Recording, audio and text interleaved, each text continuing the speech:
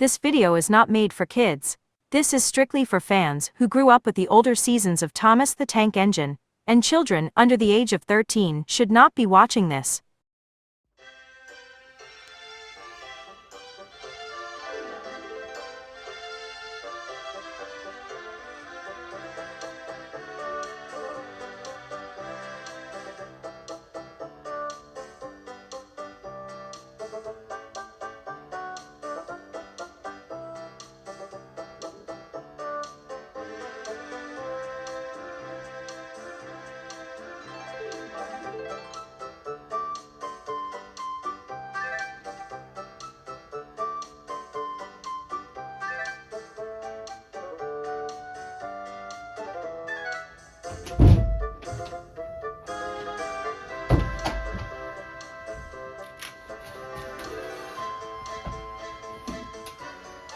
Okay, so my history with Thomas is actually interesting because I don't remember which episode I watched first, but I will say this. I think my earliest memory with this iconic blue tank engine was first watching the show at one of my aunt's house. Again, I don't remember which episode it was, but from what I saw, I loved it. Whether it was the characters, the stories, or even the model work. I grew up with both the classic era, seasons 1 through 7, and the hit era, seasons 8 to 11. Yeah, I was one of those fans. These two eras had absolutely different styles, but either way, as a kid, I loved both of these eras. I even had several DVDs, books, and the wooden railway toys. By 2009, I was the age of 4, and I saw at least 6 or so episodes from the first 11 seasons, as well as Thomas and the Magic Railroad, the Pack spin-off, Calling All Engines, and The Great Discovery. Whether it was from my many DVDs, seeing episodes on PBS Kids, or seeing a few on YouTube. Yeah, seeing Thomas episodes on YouTube was actually my first experience with on YouTube. Pretty astounding, am I right? Anyway, as we all know, 2009 was the year the show switched to CGI animation, replacing the show's long-standing live-action models.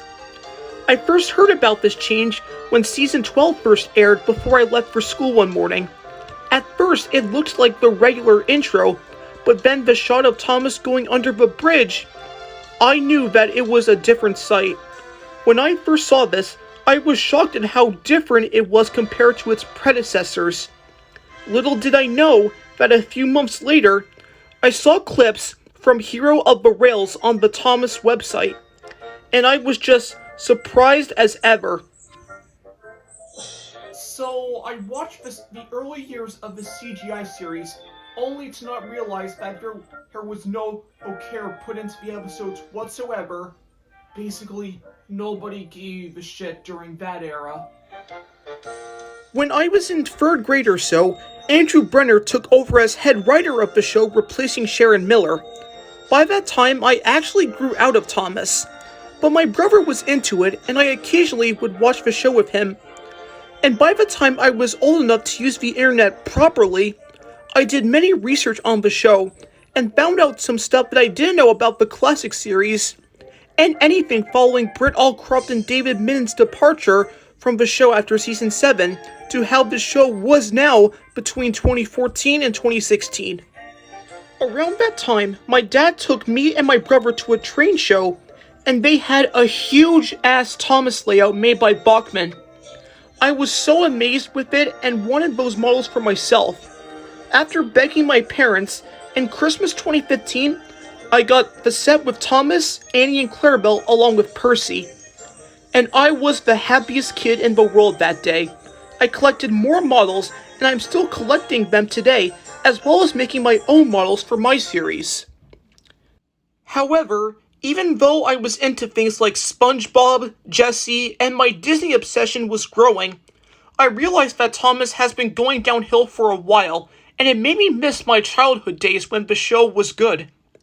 Speaking of which, in 2017, I saw most of season 17 to 21 on YouTube, where the show was getting better, until in the fall of that year, the Big Roll Big Adventures rebrand, or BWABA for short, was announced.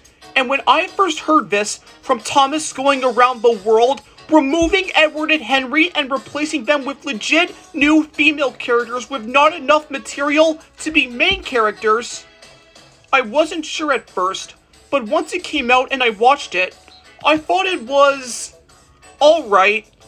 But once the show ended in 2020, I've soon saw videos from James A. Williams, The Unlucky Tug, and Thomas Fan 261, who were really critical with this era. I thought they were being too harsh, until...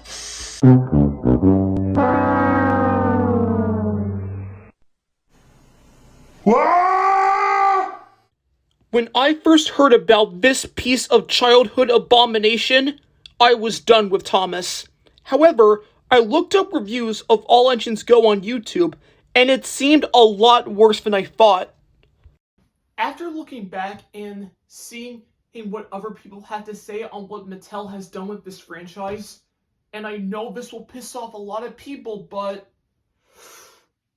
I think CGI Thomas is overrated. Now, I am aware that a lot of people like CGI Thomas, and if you're one of those fans, that's totally fine. There is nothing wrong with liking it. I'm just going to explain why I think it personally doesn't work. When Thomas started with CGI, we already had the hit era, and the characters were dumbed down, and they got worse in the Sharon Miller era.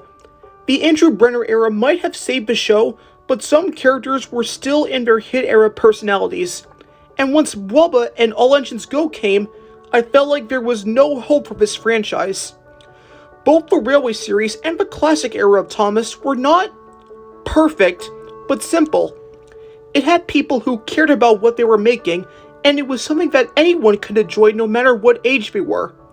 I've looked back on the classic series for many years and appreciate it a lot more as the years go by.